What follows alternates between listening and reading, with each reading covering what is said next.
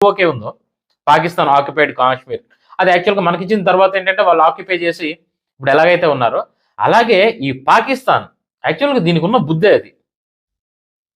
మొన్న కూడా మీరు చూసే ఉంటారు క్రికెట్ మ్యాచ్లో అవి ఏవో వాళ్ళు ఎయిర్ స్ట్రైక్ చేసి మన తాలూకా ఫైటర్ జెట్లను ఒక 6 కూల్ చేశామని చెప్పి లేనిది ఉన్నదిగా చెప్పుకోవటం, వేరే భూభాగాలపైన ఆశపడటం, వేరే భూభాగాలను ఆక్యుపై చేయడానికి ప్రయత్నించడం, లేదు అంటే వాళ్ళపైన ఇటువంటి దాడులకు తెగపడడం, మనకు కూడా జరిగినటువంటి పెహల్గాం దాడులు లాంటివి. సో అలాగే వీళ్ళకి కూడా పాకిస్తాన్, ఆఫ్ఘనిస్తాన్‌కు ఉన్నటువంటి సరిహద్దు రేఖ ఉంది. ఈ పాకిస్తాన్ వాళ్ళతో ఉన్న ప్రాబ్లమ్ ఏంటి అంటే, వీళ్ళు ఎవరి భూభాగాన్నైతే ఆక్యుపై చేయొచ్చు వీళ్ళు. ఎవరి భూభాగాన్నైనా ఆక్యుపై చేయొచ్చు. ఇంకొకరి అలాగే మనకి ఇటువైపు ఎలాగైతే వచ్చారో మనకి పీఓకే కాశ్మీర్‌ని, పాక్ ఆక్యుపైడ్ కాశ్మీర్, అలాగే ఆఫ్ఘనిస్తాన్‌లో కూడా కొంత భూభాగాన్ని వీళ్ళు ఆక్యుపై చేశారనమాట. అది ఒక సుమారుగా 2600 కిలోమీటర్లు ఒక సరిహద్దు రేఖ.